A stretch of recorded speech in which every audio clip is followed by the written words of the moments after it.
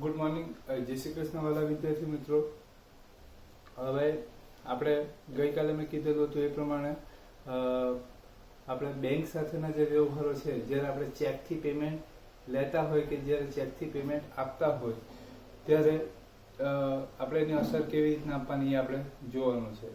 બરાબર. અત્યાર સુધી આપણે ચેકથી જે ચૂકવણી થતી હોય, પેમેન્ટ થતું હોય કે પછી ચેકથી જ્યારે આપણે પેમેન્ટ લેતા હોય તો ત્યારે આપણે એની ઇફેક્ટ આપીએ ચેક ઓબ્લિક બેંક.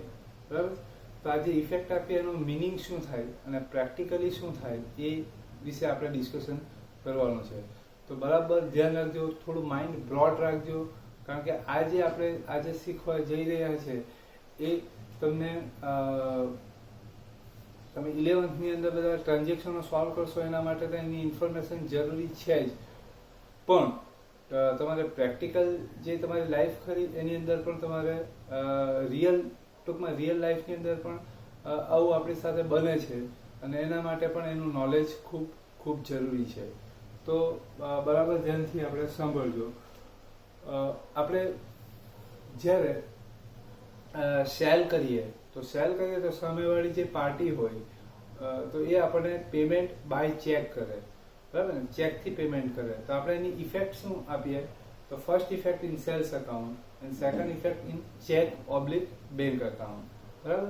તો આવી રીતના જ્યારે ઇફેક્ટ આપીએ ત્યારે આપણે એવું એનું આપણું એઝ્યુમ એવું હોય, આપણું અનુમાન એવું હોય, ઇમેજિન આપણું એવું હોય કે આપણે સેલ કરીએ છીએ એટલે goods out from business. So first effect in sales account, second effect cheque oblique bank account. તો ચેક ઓબ્લિક બેંક અકાઉન્ટ લખીએ તો એનું ઇમેજિન શું હોય કે ચેક આપણે રિસીવ કરીએ છીએ, રિસીવ ચેક ડિપોઝિટેડ ઇન બેંક. બેંકની અંદર આપણે ડિપોઝિટ કરીએ, બેંકની અંદર ડિપોઝિટ કરીએ એટલે આપણા અકાઉન્ટની અંદર એટલી અમાઉન્ટ ક્રેડિટ થશે અને ક્રેડિટ થશે એટલે અમાઉન્ટ આપણે લેવાની થશે, રિસીવેબલ થશે. બરાબર ને, એટલે આપણે ચેક ઓબ્લિક બેંક અકાઉન્ટ લખીએ. બેંક પર્સનલ અકાઉન્ટ ગણીએ અને રિસીવેબલ ગણીએ એટલે આપણે એને ડેબિટ કરીએ. બરાબર ને, આવી રીતે આપણે ઇમેજિન કરીએ. પણ પ્રેક્ટિકલી આપણે વિચારીએ તો શું આપણે જે ઇમેજિન કરીએ છીએ એ રાઈટ છે? આપણે ઇમેજિન એવું કર્યું કે ટ્રાન્ઝેક્શન છે તો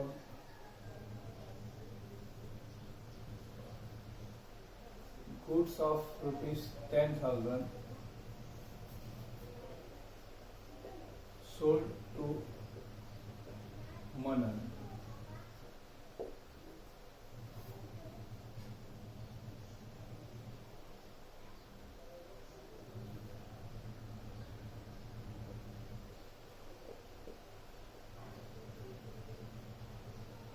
Payment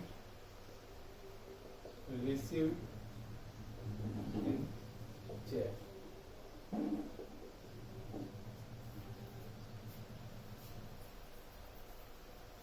Received by check. આ એક ટ્રાન્ઝેક્શન છે. Goods of ₹10,000 sold to Manan. Amount received in by check. Received by check. So અહીંયાની ઇફેક્ટ શું બનશે? First goods out from business. So first effect goods or sales account. Second effect cheque oblique bank account. હવે આ effect આપીએ તો એની પછાડી આપણું imagine શું હોય? તો sales account. So first effect sales account, goods out from business. So first effect in goods or sales account. Second effect bank account. હવે બેંક અકાઉન્ટ એટલા માટે આપણે લખીએ કે જે રિસીવ્ડ ચેક છે એને આપણે ડિપોઝિટેડ ઇન બેંક. ચેક જે રિસીવ કરેલો છે ને બેંકની અંદર આપણે ડિપોઝિટ કરીએ. બેંકની અંદર ડિપોઝિટ કરીએ એટલે આપણા અકાઉન્ટની અંદર એ અમાઉન્ટ ક્રેડિટ થશે. ક્રેડિટ થશે એટલે તે અમાઉન્ટ રિસીવેબલ થશે. એટલે અહીંયા આપણે એને પર્સનલ અકાઉન્ટ ગણીએ. અહીંયા રિયલ અકાઉન્ટ. અમાઉન્ટ શું થશે? રિસીવેબલ થશે એટલે ડેબિટ થશે, ક્રેડિટ. એટલે આખું આપણે ડીપલી એનાલિસિસ કરીએ તો એવું થશે કે ગુડ્સ આપણે સેલ કરીએ છીએ એના બદલામાં અમાઉન્ટ રિસીવ બાય ચેક એટલે ચેકથી રિસીવ કરીએ છીએ. ચેક આપણે બેંકની અંદર ડિપોઝિટ કરીએ છીએ એટલે બેંકની પાસેથી આપણે અમાઉન્ટ એટલી શું થશે, રિસીવેબલ થશે, બરાબર ને? એવું ઇમેજિન કરીએ કે ચેક મળે છે, ચેક બેંકમાં ડિપોઝિટ કરીએ છીએ, બેંક પર્સનલ અકાઉન્ટ છે અને ચેક ડિપોઝિટ કરીએ એટલે આપણા અકાઉન્ટની અંદર એટલે અમાઉન્ટ ક્રેડિટ થશે, એટલે અમાઉન્ટ શું થશે, રિસીવેબલ થશે. બેંકની અંદર આપણું બેલેન્સ ક્રિએટ થશે એટલે એટલી અમાઉન્ટ રિસીવેબલ થશે. પણ એ ક્યારે, કે જ્યારે ચેક બેંકની અંદર ડિપોઝિટ થાય, ક્રેડિટ થાય તો, બરાબર ને? પણ ઘણી વખત પ્રેક્ટિકલી આપણે એવું બને કે આ જે આ ટ્રાન્ઝેક્શન છે એ માની લે કે આપણે જાન્યુઆરી 5th થયો હોય ને એ દિવસે સન્ડે હોય, 5મી જાન્યુઆરી ટ્રાન્ઝેક્શન થયું હોય ને 5મી જાન્યુઆરી સન્ડે હોય, તો તમે વિચારો કે 5મી તારીખે સન્ડે હોય તો એ દિવસે આપણે સેલ કરીએ, ચેક રિસીવ કરીએ આપણે, બરાબર છે? ચેક રિસીવ કરીએ, સન્ડે હોય, ગુડ્સ આઉટ થશે એટલે સેલ્સ અકાઉન્ટ લખીએ, એ આપણું ઇમેજિન છે, રાઈટ છે. સેકન્ડ ઇમેજિન છે અમાઉન્ટ રિસીવ્ડ બાય ચેક, એટલે ચેક થી અમાઉન્ટ આપણે રિસીવ કરીએ. પછી ઇમેજિન આપણું એવું છે કે ચેક બેંકમાં ડિપોઝિટ કરીએ અને બેંક પાસેથી તે અમાઉન્ટ આપણે રિસીવેબલ થાય. પણ સન્ડે હોય તો સન્ડેના દિવસે ચેક બેંકની અંદર આપણે ડિપોઝિટ કરી જ નહીં શકીએ, બીકોઝ બેંક બંધ હોય. તો આપણે ચેક બેંકની અંદર ડિપોઝિટ નહીં કરી શકીએ, તો અમાઉન્ટ રિસીવેબલ કેવી રીતના થાય? તો આ જે આપણું ઇમેજિન છે રોંગ થાય. આ રાઈટ છે પણ આ રોંગ થાય, બરાબર ને? કારણ કે આપણે ચેક તે દિવસે બેંકમાં ભરી શકતા નથી.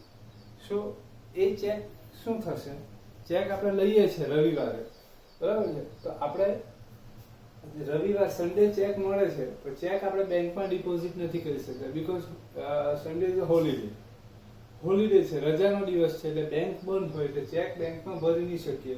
તો અહીંયા જે આપણે બેંક અકાઉન્ટ લખીએ એ રોંગ કહેવાય, કારણ કે એ દિવસે આપણે બેંક પાસેથી અમાઉન્ટ એટલી નીકળતી નથી, લેવાની થતી નથી, બરાબર? હવે આપણે આ લખી દઈએ, બરાબર છે? એટલે એનો મતલબ એવો થઈ જાય કે બેંક પાસેથી આપણે પૈસા લેવાના છે, બેંકમાં આપણે 10,000 રૂપિયા પડી ગયા છે, 10,000 લેવાના છે.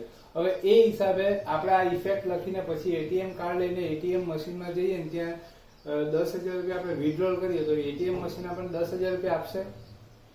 પ્રેક્ટિકલી વાત છે, નહીં આપશે, બીકોઝ ચેક બેંકની અંદર હજી ગયો જ નથી, તો ક્રેડિટ થશે જ કેવી રીતે? ને ક્રેડિટ નહીં થશે તો એટલી અમાઉન્ટ રિસીવેબલ થશે કેવી રીતના, બરાબર ને? એટલે ટેકનિકલી આ પ્રોબ્લેમ આવે, જે મેં ગઈકાલે તમને વાત કરી હતી કે આવી જે ખરેખર ટેકનિકલ પ્રોબ્લેમ બને એવી વસ્તુઓ ટેક્સ્ટબુકની અંદર નથી આવી, બરાબર? હવે આ બધી વસ્તુઓ આપણે પ્રેક્ટિકલી ફેસ કરવાની આવશે, બરાબર? જ્યારે તમે ધંધો કરશો કે જોબ કરશો કે પ્રોફેશનલ કેરિયરની અંદર તમે જશો જ્યારે, ત્યારે આ બધી વસ્તુ તમારે ફેસ કરવાની આવશે. એટલે એ ના માટે નોલેજ હોવું ખૂબ ખૂબ જરૂરી છે. તો એટલા માટે આપણે આ ટોપિક ટેક્સ્ટબુકની અંદર નથી છતાં પણ આપણે ઇન્ક્લુડ કર્યો છે, બરાબર? તો અહીંયા આપણે આ જે ઇફેક્ટ છે એ રોંગ છે. તો અહીંયા શું એની ઇફેક્ટ હવે કેવી રીતે આપવી? તો અહીંયા બીજું ઇમેજિન એવું કરવામાં આવે કે જે દિવસે આપણને ચેક આપણે રિસીવ કરીએ, ચેક આપણને મળે તે દિવસે કોઈ પણ રીઝનથી, સન્ડે હોય, કદાચ એવું બી બને કે આ સન્ડે નો હોય, મંડે હોય, એ દિવસે ચાલુ દિવસ હોય, બેંક ચાલુ હોય, પણ આપણે ધંધાની અંદર એટલા બધા બિઝી હોઈએ કે ચેક આપણે આ સેલ કર્યા પછી ચેક જે આપણે રિસીવ કરીએ એ ચેક આપણે આખો દિવસમાં આપણે ટાઈમ જ નહીં મળે અને ચેક બેંકમાં આપણે ડિપોઝિટ નહીં કરી શકીએ. તો એ ચેક ક્યાં રહેવા દેશું આપણે? તો જ્યારે કસ્ટમર જ્યારે આપણે સેલ કરીશું ને ત્યારે એ ચેક આપશે ને ત્યારે ચેક પહેલો આપણે શું કરીશું? કેશ બોક્સની અંદર મૂકી દેશું, બરાબર ને?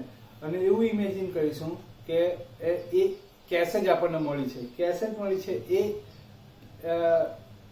એવું ઇમેજિન કરીને આપણે જે ચેક છે એ આપણે કેશ બોક્સની અંદર મૂકી દેશું, બરાબર છે? પછી આપણે બીજે દિવસે આપણને ટાઈમ મળશે ત્યારે કેશ બોક્સ ફરી પાછું ઓપન કરીશું, એની અંદરથી ચેક લેશું અને પછી બેંકમાં ડિપોઝિટ કરીશું, બરાબર ને? એટલે અહીંયા બે ટ્રાન્ઝેક્શન થશે. ફર્સ્ટ આપણે જે ફર્સ્ટ ડે સેલ કરીએ અને સેકન્ડ ટ્રાન્ઝેક્શન સેકન્ડ ડે આપણે ચેક કેશ બોક્સની અંદરથી લઈને બેંકમાં ડિપોઝિટ કરીએ, બરાબર? તો અહીંયા આપણે એવું નહીં કરી શકીએ કે ભાઈ આ 5મી તારીખે આપણે સેલ કર્યું સન્ડે, તો આપણે એક ઇફેક્ટ બનાવી દઈએ, ચેક બેંકમાં નહીં ભરી શકીએ તો આપણે બીજી ઇફેક્ટ નહીં બનાવીએ અને એમાં જોવા દઈએ 5-10 દિવસ પછી ચેક જ્યારે બેંકમાં ડિપોઝિટ કરીએ ત્યારે સેકન્ડ ઇફેક્ટ લખીએ, એવું ન થાય. ટ્રાન્ઝેક્શન અધૂરું નહીં છોડાય. એટલા માટે શું કરવામાં આવે કે ચેક તે દિવસે બેંકમાં નહીં ભરીએ, બરાબર છે, તો એ દિવસે ચેક કેશ બોક્સમાં જ રાખી દઈએ છીએ એવું આપણે ઇમેજિન થાય. અને ચેક ઓબ્લિક બેંકની જગ્યાએ cheque oblique cash account, cash real account, amount શું થશે, રિયલ એકાઉન્ટ. કેશ બોક્સ ની અંદર ચેક મૂકીએ એટલે કેશ બોક્સ ની અંદર કેશ ઇન થશે એટલે ડેબિટ થશે. હવે માની લે કે જાન્યુઆરી 6 જાન્યુઆરીએ ચેક બેંક ની અંદર ડિપોઝિટ કરીએ.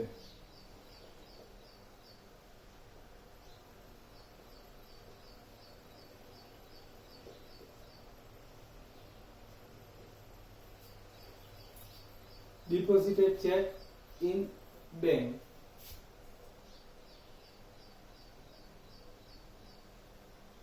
હવે ચેક બેંક ની અંદર ડિપોઝિટ કરીએ ત્યારે આપણે એવું અહીંયા એઝ્યુમ થશે કે ચેક આપણે કેશ બોક્સ ની અંદર થી 5મી તારીખે જે ચેક મળેલો જે આપણે કેશ બોક્સ ની અંદર રાખેલો હતો એ કેશ બોક્સ હવે આપણે ઓપન કરીએ અને ચેક બેંક ની અંદર ડિપોઝિટ કરીએ એટલે કેશ બોક્સ ની અંદર થી કેશ मतलब કે ચેક આઉટ થશે એટલે first effect in cash account, second effect bank account, bank personal account. હવે ચેક ડિપોઝિટ થયો એટલે હવે અમાઉન્ટ રિસીવેબલ થશે એટલે ડેબિટ થશે. કેશ રિયલ અકાઉન્ટ, ના ચેક જે છે કેશ બોક્સ ની નથી ભર્યો એટલે cash out from business, so cash account. હવે જો આ ક્રેડિટ ડેબિટ થઈ ગયું એટલે કેશ અકાઉન્ટ ની તો ઇફેક્ટ નીકળી ગઈ એટલે સેલ્સ ને બેંક અકાઉન્ટ જે આપણે ઓરિજિનલ ઇફેક્ટ લખતા તે આવી ગઈ. બરાબર, આ બધું ટેકનિકલ થયું. હવે આ બધું મને નહીં સમજ પડી હોય તો હું હવે જે સમજાવું એ બરાબર ધ્યાનથી સમજો. જ્યારે આપણે ચેક રિસીવ કરીએ, સાંભળજો બરાબર, જ્યારે આપણે ચેક રિસીવ કરીએ, ચેક ક્યારે રિસીવ કરીએ, સેલ કરેલું હોય તો કે પછી કોઈ રિસીવેબલ અમાઉન્ટ હોય તો, બરાબર, તો એના માટે આપણે ચેક રિસીવ કરીએ. જ્યારે આપણે ચેક રિસીવ કરીએ ત્યારે આપણે જોવાનું કે ચેક જે દિવસે રિસીવ કરીએ તે દિવસે બેંકમાં ડિપોઝિટ કરીએ છીએ કે બીજા કોઈ દિવસે બેંકમાં ડિપોઝિટ કરીએ છીએ.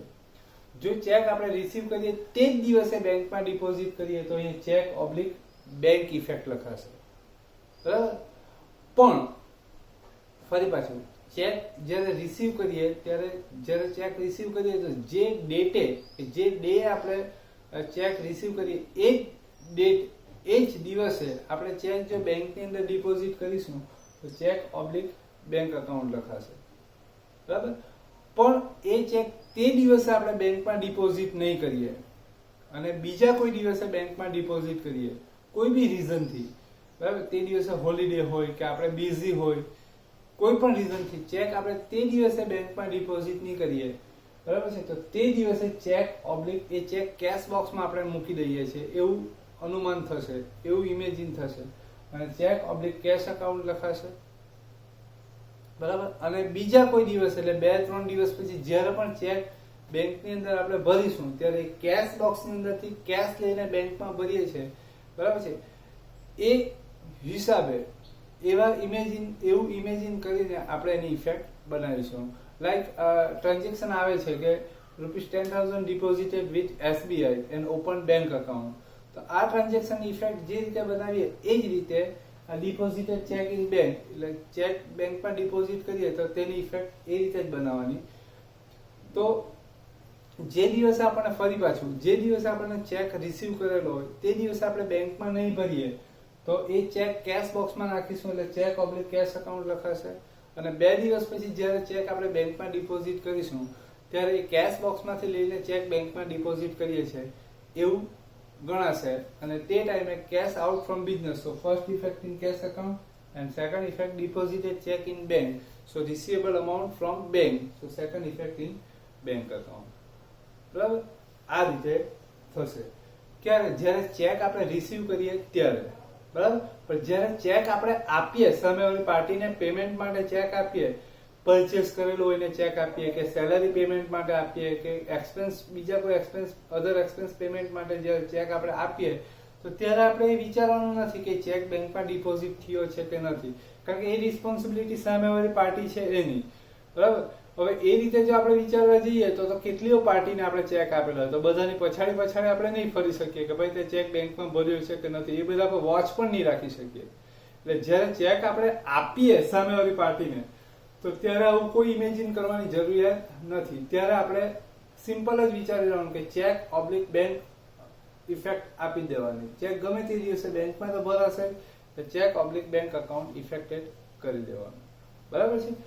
જ્યારે ચેક રિસીવ કરીએ ત્યારે આપણે કેમ વિચારવું પડે, તો ઘણી વખત એવું થતું હોય કે ધંધાની અંદર આપણે બેંક અકાઉન્ટ બેંકની સાથેના ટ્રાન્ઝેક્શનો એટલા બધા થતા હોય ને કે આ બધી બાબતો આપણે ધ્યાન પર ન રાખીએ, બરાબર, કે ચેક બેંકમાં ડિપોઝિટ થયેલો છે કે નથી થયેલો ને એ બધું ધ્યાન ન રાખીએ ને આપણે ચેક સામે પાર્ટીને આપી દઈએ, બરાબર. આ 10,000 નો ચેક આપણને મળેલો છે, આપણે બેંકમાં ભરેલો છે કે નથી ભરેલો એનું આપણે વિચારેલું જ ન હોય ને બેંક અકાઉન્ટ ઇફેક્ટેડ કરી દીધેલું હોય તો આપણું જે લેજર બુક છે ને બેંક બેલેન્સ બતાવશે 10,000 ને આપણે એ જોઈને જો કોઈને ચેક આપી દેશું આપણે તો ચેક રિજેક્ટ થશે, બાઉન્સ થશે, તો એની પેનલ્ટીઓ લાગશે, પછી એની ઉપર લીગલ એક્શન થાય, આ બધી ઘણી બધી વસ્તુઓ આવતી હોય, બરાબર. એટલે આ બધી બાબતોનું ખૂબ કાળજી રાખવાની હોય, બરાબર.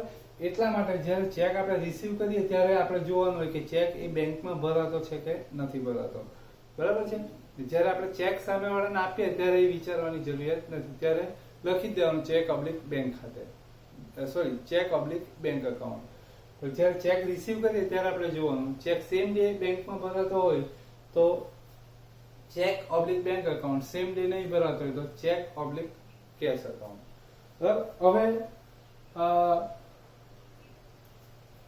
આપણે જ્યારે સમ કરીએ, બરાબર, હવે કોઈ એવો ક્વેશ્ચન થતો હોય કે જ્યારે આપણે સમ કરીએ ત્યારે આપણને કેવી રીતે ખબર પડશે કે ચેક સેમ ડે બેંકમાં ભરાતો છે કે સેમ ડે નથી ભરાતો, એટલે બીજા કોઈ દિવસે ભરાતો છે.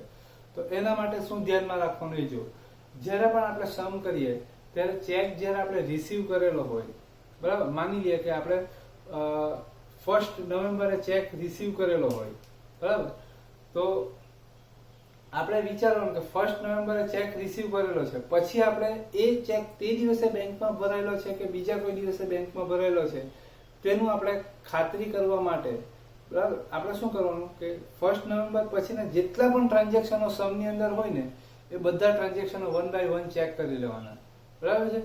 એમાં આપણે જોવાનું કે એ જે 1 નવેમ્બરે ચેક મળેલો છે બીજી કોઈ ડેટે બેંકમાં ડિપોઝિટ થયેલો છે. જો બીજી કોઈ ડેટે બેંકમાં ડિપોઝિટ થયેલો હોય તો એનો મતલબ એ થશે કે 5મી તારીખે 5મી નવેમ્બરે ચેક બેંકમાં ડિપોઝિટ થયેલો હોય તો 1 નવેમ્બરે બેંકમાં ડિપોઝિટ થયેલો નથી, કારણ કે એક ચેક 2 વખત બેંકમાં ડિપોઝિટ નહીં કરી શકીએ. એટલે 5મી નવેમ્બરે થયેલો હોય તો 1 નવેમ્બરે થયેલો નથી. અને બીજી કોઈ ડેટે બેંકમાં ચેક બેંકમાં ડિપોઝિટ નહીં થયેલો હોય તો સેમ ડેટ ડિપોઝિટ થયેલો છે એવું આપણે ગણી શકીએ, બરાબર.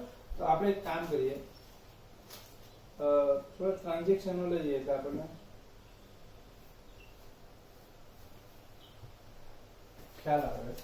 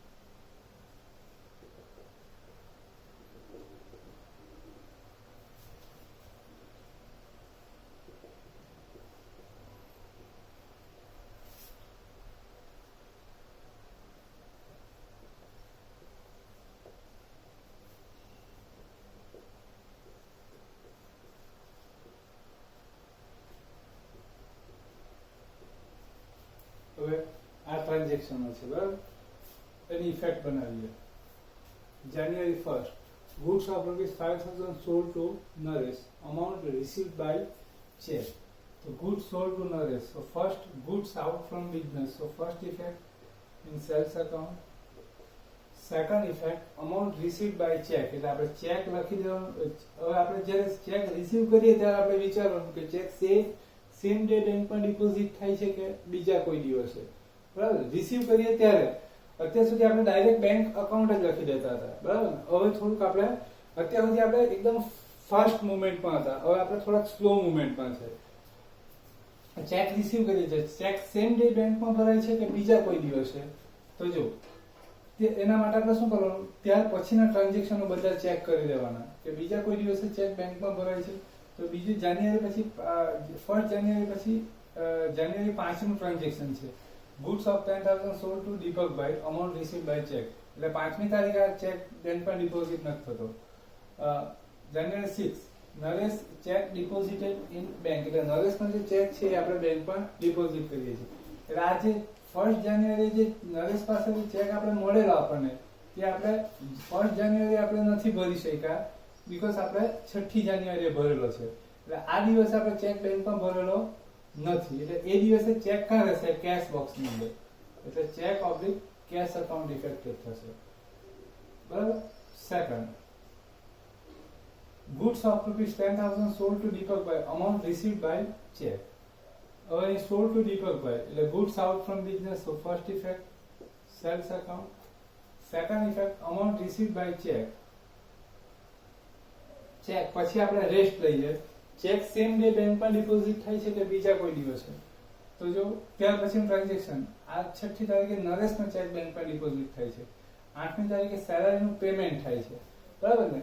એટલે બીજા કોઈ દિવસે ચેક બેંકની અંદર ડિપોઝિટ થતો નથી. આ જે ટ્રાન્ઝેક્શન છે આ આફ્ટર ટ્રાન્ઝેક્શન જોવાનું, બીજા કોઈ દિવસે ચેક બેંકમાં ડિપોઝિટ થતો નથી. ધેટ મીન્સ કે ચેક સેમ ડે બેંકની અંદર ડિપોઝિટ થશે, એટલે બેંક અકાઉન્ટ.